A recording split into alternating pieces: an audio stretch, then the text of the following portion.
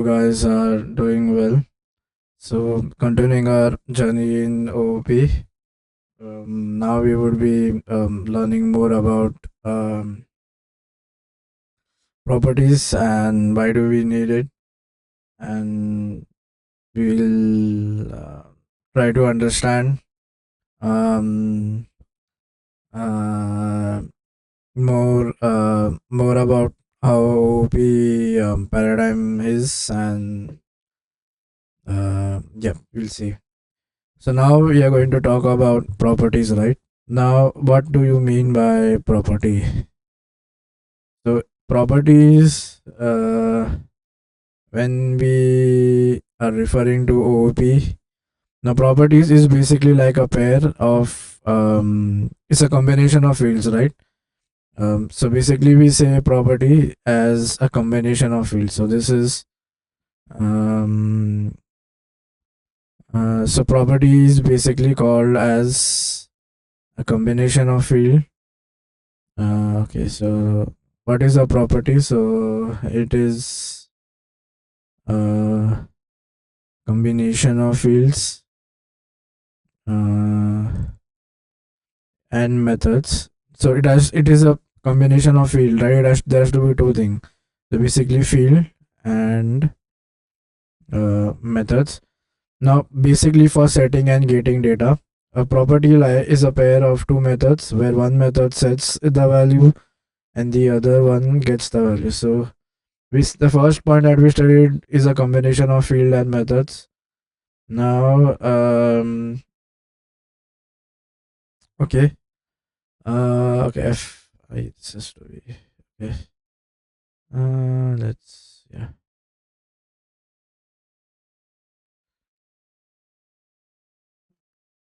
The next thing that we are going to say, it is like a pair of two methods. So then, okay.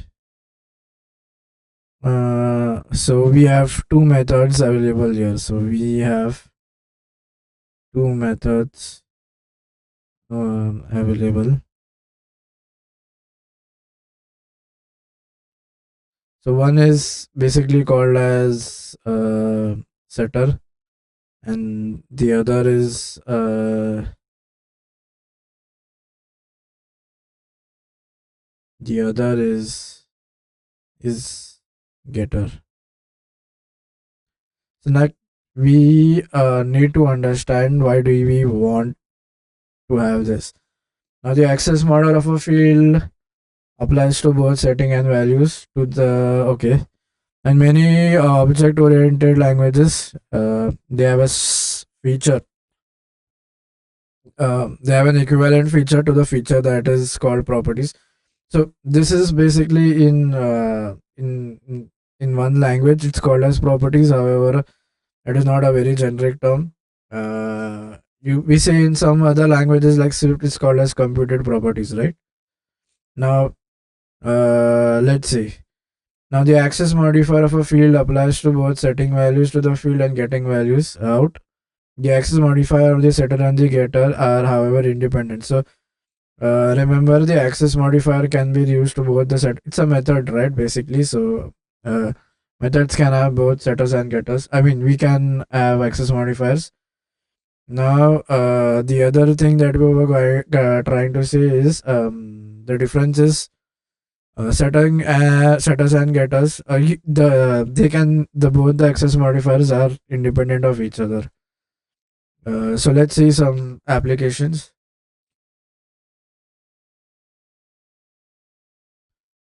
Okay, so the first thing property. So in properties as well, there are different things, right? First is something called as auto implemented properties. Because it is basically shorthand to declare properties when no additional logic is required in property accesses. Now, okay, let's see. Then, okay, let's.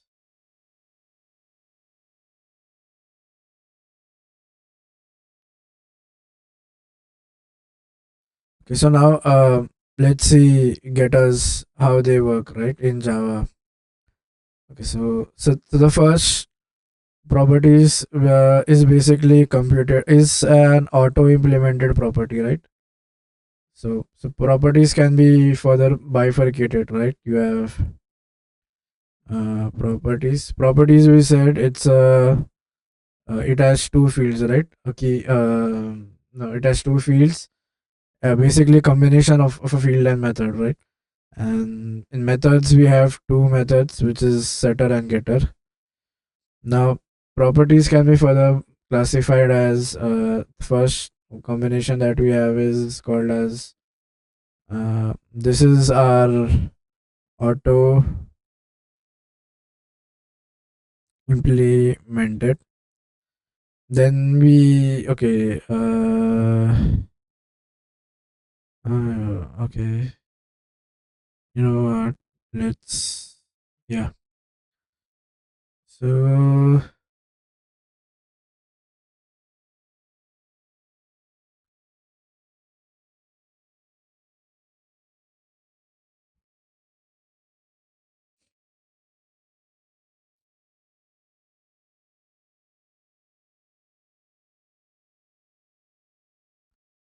um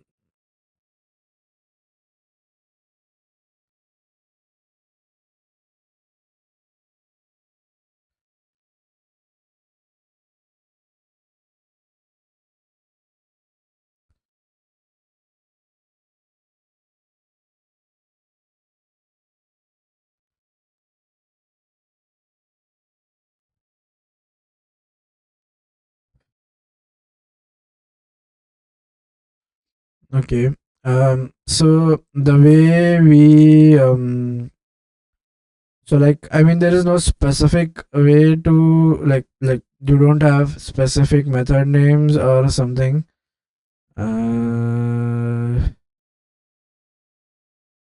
so like first let's first understand why we have these properties in the first place.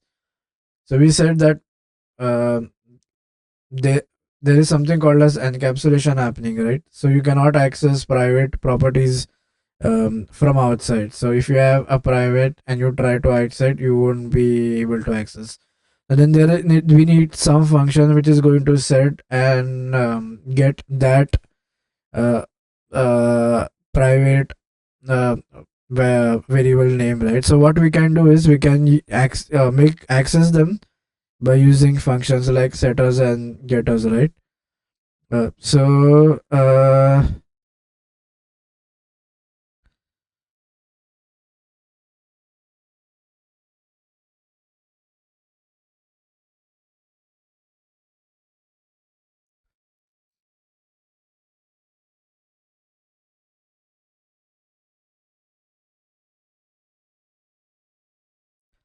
that is why we have this concept of setter and getter. So the first type we have of properties is auto implemented.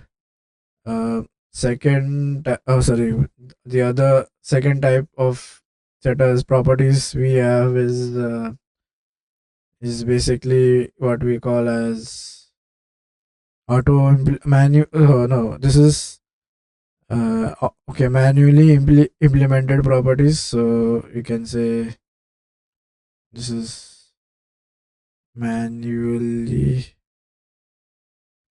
implemented.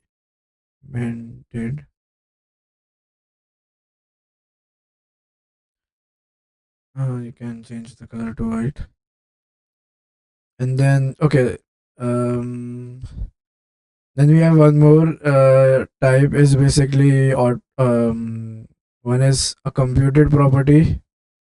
And we have one more type, so which is computed. So kind of yeah, this is green and then text. This is computed properties. Now the intention of introducing this was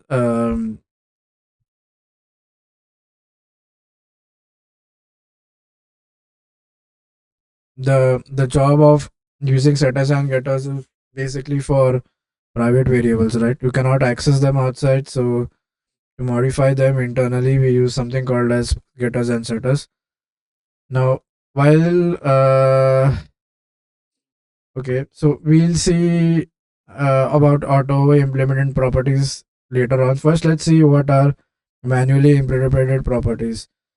Now, what we can do using manually implemented is you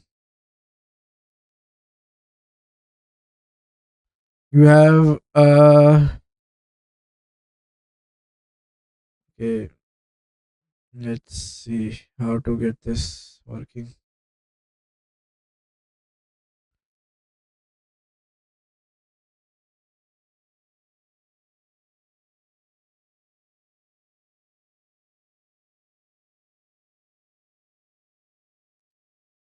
Okay, okay. You just give me 1 minute.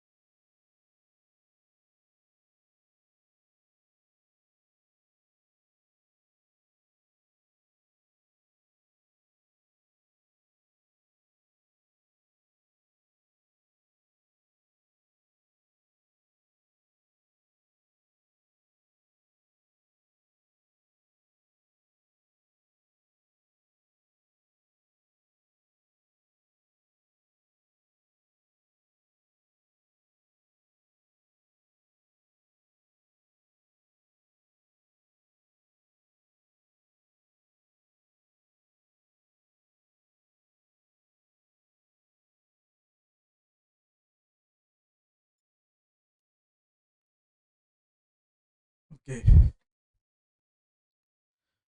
So uh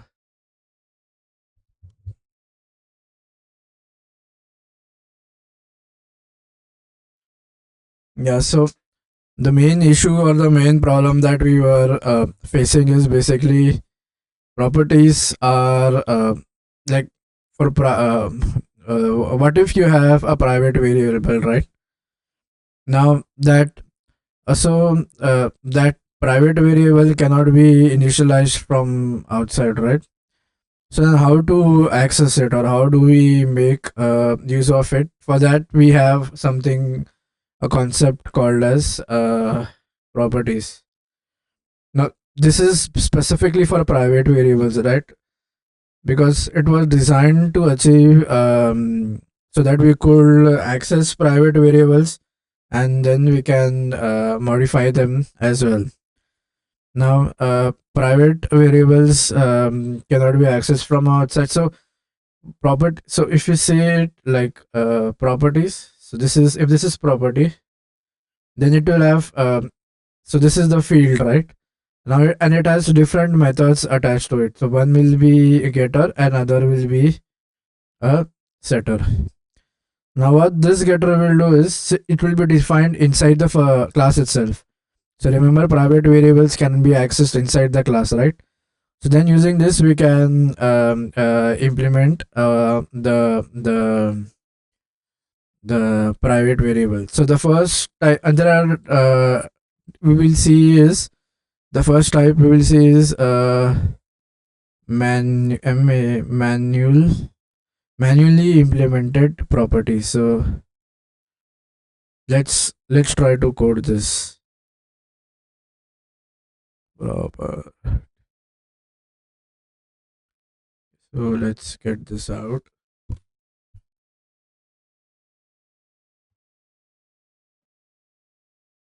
Okay, let's open VS Code. The first and foremost thing, okay, let's have this a little bit down. Let's go, okay, and let's remove the instantiation over here. And now what we need to create a class, and then we are going to say this is private private Oh no, let's say this is proper properties. Properties, yeah. Now the first and foremost thing that we need to have here is a private variable, right? Because to demonstrate private the getters and setters, we need a private variable. So I'm going to do private private int a no int and do variable one. So this is my private variable. It cannot be accessed from outside, present only in the local scope, right? Now what we are going to do is we are going to attach two methods to it. So then okay, so we are going to do a public. So remember, if it's a setter, it's not going to return anything. In fact, oh, the spelling is wrong. I guess it's RIA. I guess variable. Okay. Now when it's a setter, I'm going to do public void, and then yeah. So this is okay. So first we are going to set, right? So we are going to do set. Okay, let this be camel casing variable one. So the moment we say we are going to set it is here there should be some parameter coming in. So let's say this is in data being passed, and then this is going to set that variable, right? So then let's okay, so I can do variable one is data. Then we have something called as setter, right? Which is, so we have public void. Then we have, so now let's get that variable. So we have getter. Now return. Now this will have a return type. Remember, if it's a getter, it will have a return type. So let the return type be int, right? And then this is okay. So the thing, okay, this is non-parameterized, and then I'm going to say return wait, this is variable one, and then now you change this name, yes, but then if you see in other languages, they specifically have something called as a get and a set, which is responsible for performing this get and set actions. However,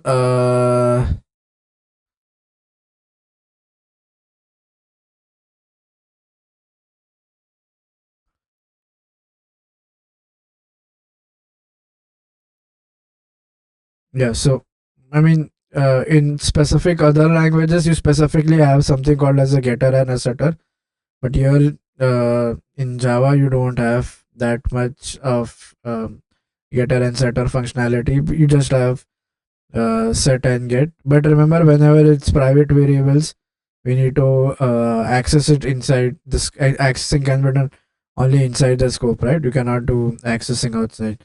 So now how this will so let's create an reference, or let's create the instance first. So we do a new, and our class name is properties, right? So you call, oh, this is our yeah, you call, oh no, this is not correct. Now what is it's doing is Java something. Oh, yeah, so I've created a public class called as properties. No, like there is already a property being read. Let's make this as properties one. Okay, so properties, and let's have this function called. Now we need to assign it to a variable, right? So now because this is of type properties, the variable that it is going to be assigned should also be of the same type. No, I've got a small cold, but that's okay. Now, yeah, so the type of the data is also property, right? So you do proper, you assign it, and then the type of the variable that it is going to assign is also going to be the same type as the class, right? So you do properties one, and then you now type the variable name, which is let's say assume is test, and then we are calling the instance.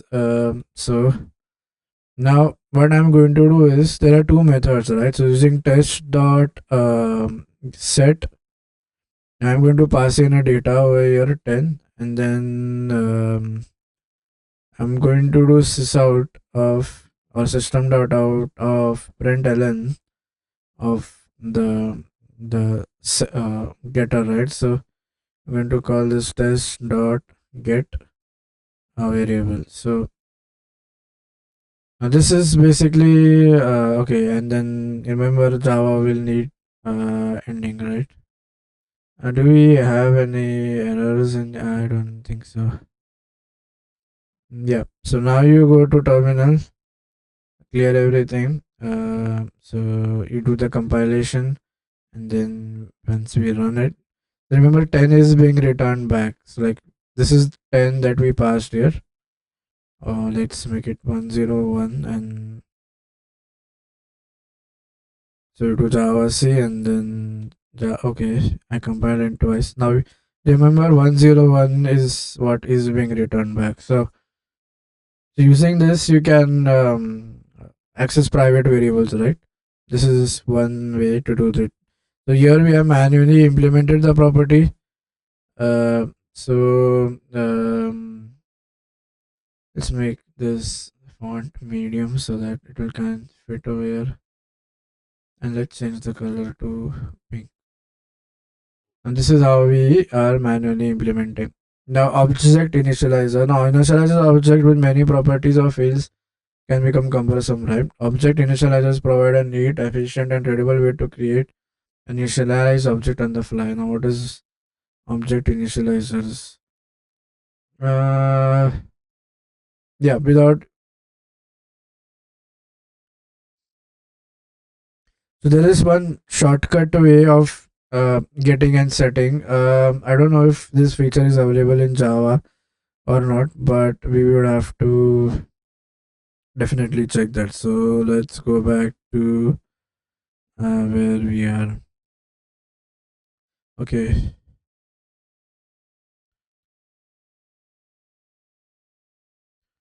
Object initializers. This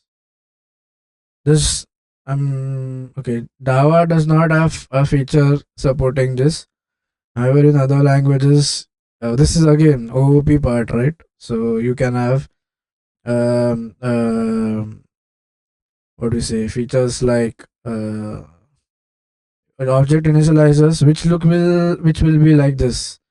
So let me uh, let me show it to you. Okay, so let's get rid of this. Yeah, let me. Okay, no, I have to paste it here, I guess. Okay, and then we need only this part. So this is basically a more convenient way. Many certain language will support this and certain will not. However, it is that initial. So even in JavaScript, getters and setters are not promoted like other specific language.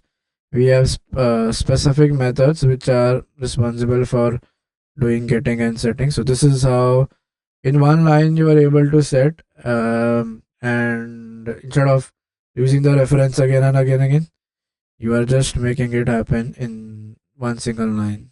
So however, unfortunately, Java does not have this feature right now.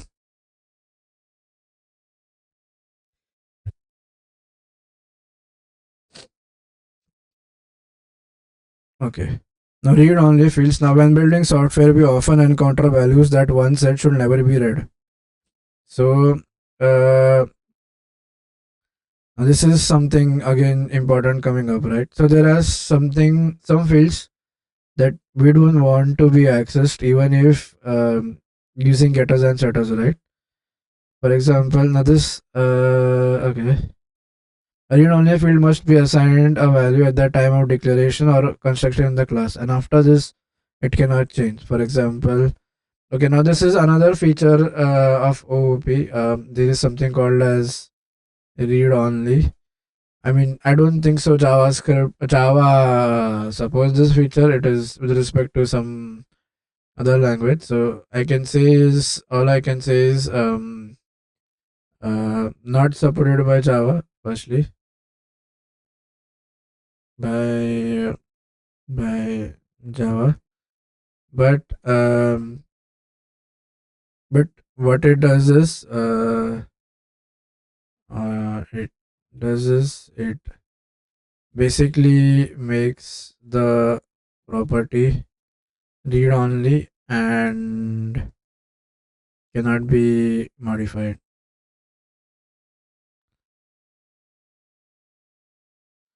Okay. Now uh,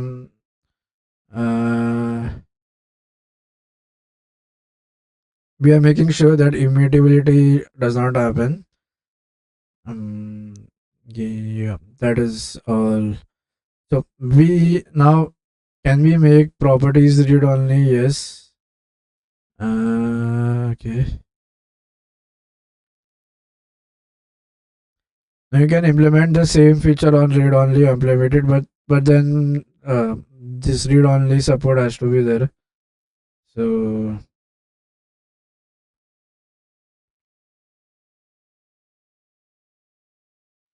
the thing is, it will be like private variables. What we will do is one assigned. It's like in so here you can change the value, right? I mean, uh, so we are manually and assign like this. This is okay. Now this is where we are manually assigning the value, right? I mean, this is where we are passing the value and assigning it. However, if it's a read only value, then once you have done this, you cannot again. So here we can call again assign it, right? If I write this statement over here again, then again that assignment can happen. But then read only, we won't be able to do that.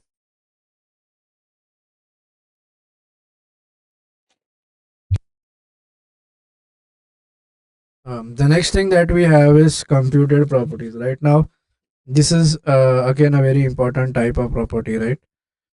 Certain languages have support for it and certain do not, right? So for example, in Swift, again, it has OOP support and it has computed properties. So let's see whether JS has that feature or not.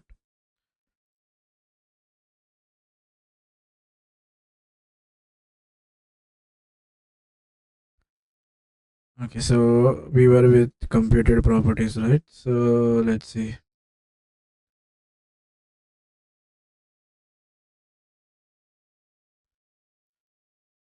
I mean, I don't think so. There is a feature here, but this is one more important type where we have something called as computed properties. Oh no. No, I wanted something else. Let's see.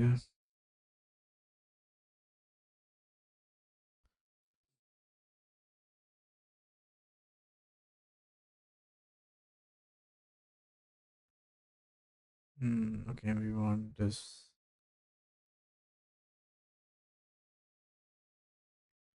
There is no concept of having computed properties here. I mean, Java does not support it. However, in Swift, especially, we have this feature, right? So, let's see with respect to switch, with respect to uh, like what does it do? Like why it is computed? Okay. So you will have two things, right? A computed get and a computed set. For example, let's consider a rectangle, right? So, I mean, this is a rectangle in actual, right?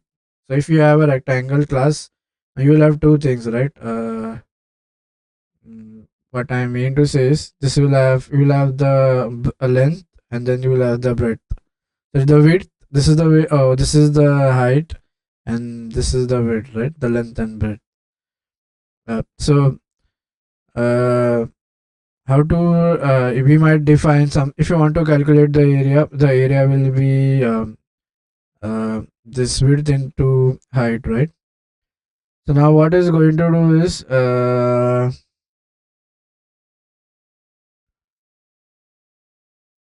now I'm going to make some property. Then I have something called as an so I need to calculate area, right? So the way I'll be doing is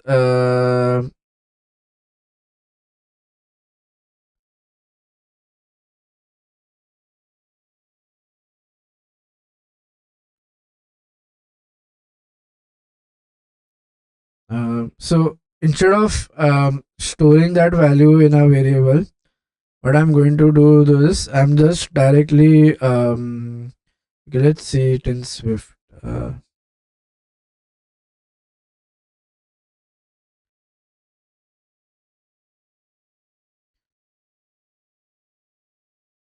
Okay, so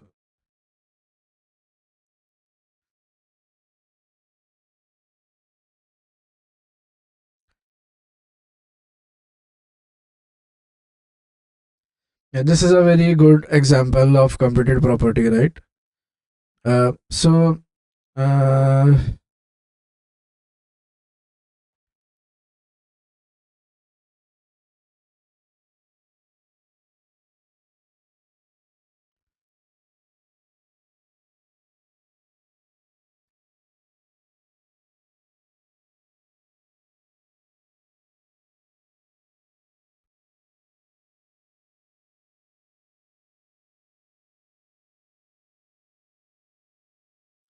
okay, so let's see this code in Swift. This will be more understandable to me. So okay, let's paste it, make it large. Let's have it medium only. So now what we are going to do is see, this is the value, right? This is area. So uh, this is the area, right? Of what this is basically our computed property called as area. So the moment we remember, this is declared as a variable. So var represents a variable, right? In Swift language, var is for variable. See, this is a variable width, this is a variable height. Now what we are doing here is we are not assigning it a value. Instead, what we are doing is we are uh, returning a function here. Like this is a closure inside, and we are returning this width and height. So now how this is going to work is, so first we will create an instance of the class, right? Like in every language, to for the class to work, you need to create the instance, right? So first we will use the instantiation. So we will do rectangle, and then we will have parentheses, and we will pass the instance variables in it, right? So it will be 10 and 20. Now this is basically going to set the instance variable, right? So now here what we have set, so 10 is going to our width and 20 is going to our height. So this is 10 and this is 20. The order in which they were passed in when the instance is created is the order followed over here. So if this is first, then it will go here, and if this is second, then it will go here. Now, uh, now what are we trying to do is, what if we try printing this? Now we are trying. Now remember, this can be accessed outside, right? Because we have the reference. So what we are going to do is, Now, using the reference to this instance, we are going to try printing this variable. The moment you try printing this variable, right, ideally uh, it should calculate, it should return us a value, right? I mean, it should return what the value is stored. But then here what is happening is it is going to calculate 10 into 20, and this is what is going to be returned over here. Yeah, so this is what is going to be returned, right? So this is 200, right? So this is happening at runtime. You need to understand that we are calculating this at runtime. So this is this calculation is being done at runtime.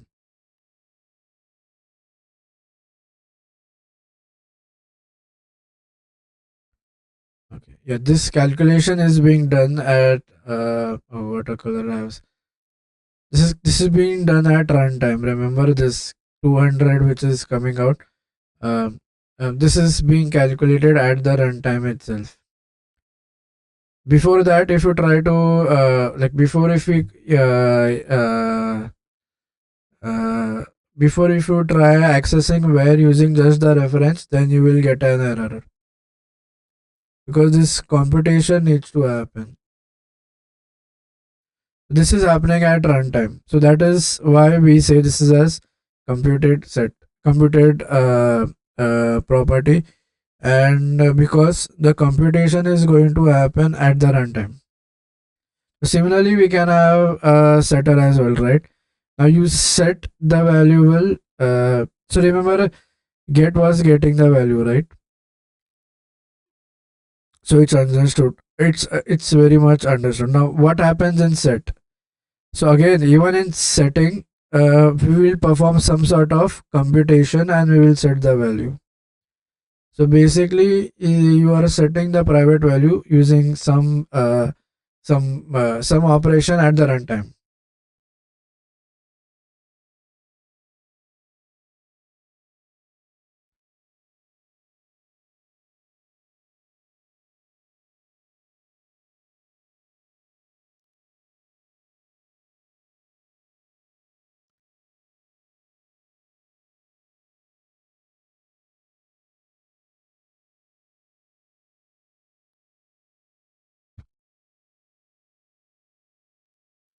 So the caveat is, or uh,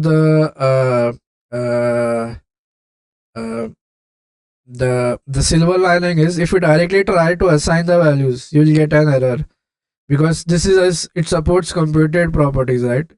I mean, this way or this method of mentioning is something the compiler will know. So Swift C compiler will know that you are computing the property. So if you don't do any computation, you will get a compile time error.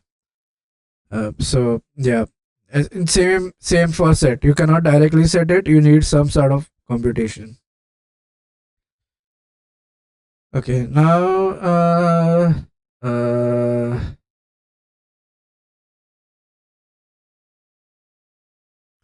there are two more ways.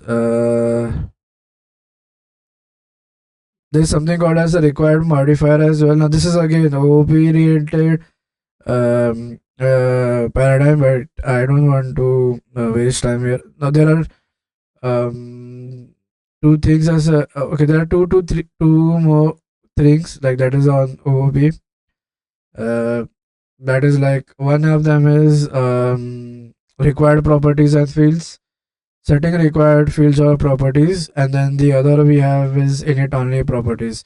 So we'll see this thing later on because Java does not have a getter and setter specific, right? However, in other languages specifically have something called as a getter and setter. So what we will do is, instead of we spend considerable amount of time, and then now we'll move on to the next topic, which is basically static members. The static members are executed within the context of a class rather than of an object. This is construct. Now remember, the whole idea of using OOP was to have uh, what do you say? So the whole idea of so basically this is a class, right? This will have a method and object. So you have variables in here, and then you have some other methods as well, right? So this is how OOP is designed, right? You have methods, and then you have instance variables. Now to access these methods, the uh, you need to create the object of this class, right? Without creating the object of the class, uh, you won't be able to access this instance methods, right? So we need to create the to access this. You need to create the object of this class. So this is my class. Uh, now, uh, so static methods are methods those can be initialized with respect to the class without creating the so with the process when we create an object, or the process of instantiation is nothing but, in other words, called as we have created the object, or we say that we have created the instance of this. So these are all instance related functions. Right now, static methods or functions are those which are class level. That is, you do not need to create an instance of the class to be able to access them. That you can directly access them without creating the object of the class. That is one feature of static methods, right? Uh,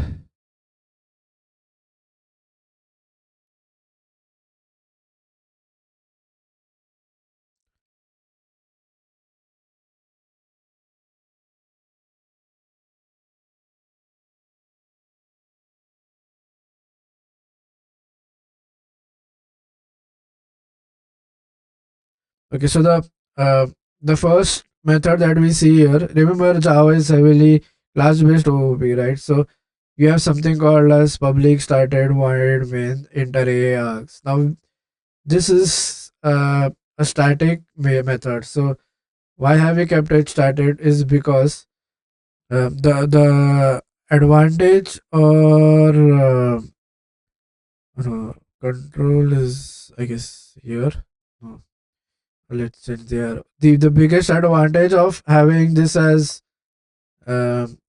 being set static is this is at the class level, right? So let's change the color a little bit so that how to select this. So yeah, okay, control A. Now the biggest advantage of setting or having this is remember okay, where is our okay, yeah, so this is static, right? So it is going to be attached to the class. So without creating the object of this class, we can access this main method. So that is when the compiler will begin the functioning, right? Hence we have static method. So that is one major advantage is why we use static fields other rather than the where you don't want the actual realization of the object to be done, but you still want that to be accessible at. Remember, the context scope is of this class, right? That means if I have a private variable or anything declared inside, that static function can still access that. So that is the beauty of using static functions, right? So remember, to call or to access this static method, you need to use the class level, right? Do not need to use the object actual referral, or you need to create the actual object of that specific method.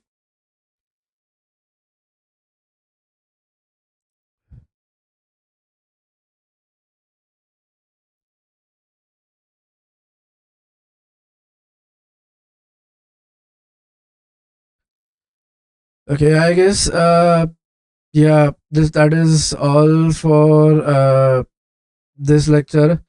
Hope you guys liked it, and we will be continuing our OOP journey. And Uh, but did the stream stop? I don't think so.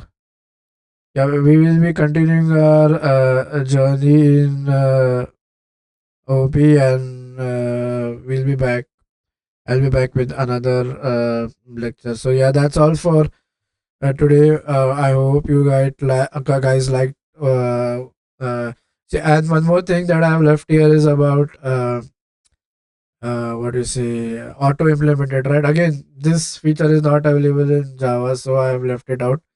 If you want, you can just Google or read about it. You will be able to get what auto implemented is.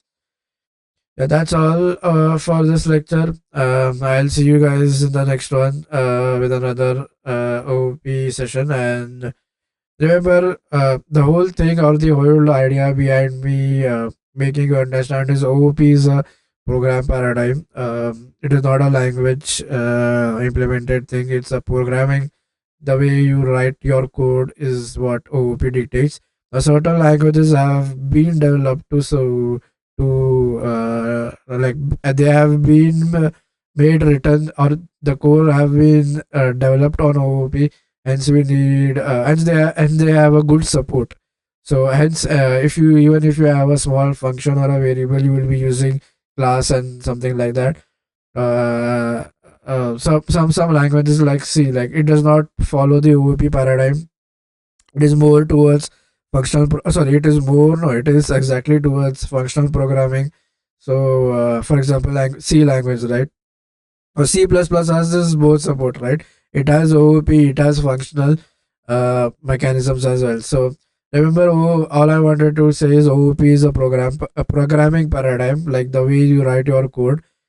That language has been developed in Java, so it appears that it is the Java, language feature. However, remember, a programming language is just a way to implement that OOP paradigm. Now, so it may so happen that, for example, getters and setters, if you see in Swift, you have get and set specifically designed, right? Because the core the Swift library supports that. However, in Java, you don't have that much of support for getters and setters. So I mean, there is no inbuilt get or inbuilt set method that we can use. So yeah, that's all for this lecture.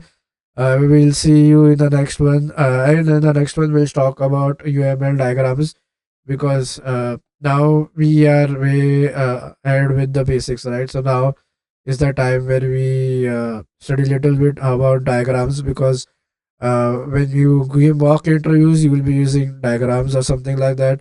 So we'll see that, and then I'll see you in the next one. Till that time, take care. Bye bye.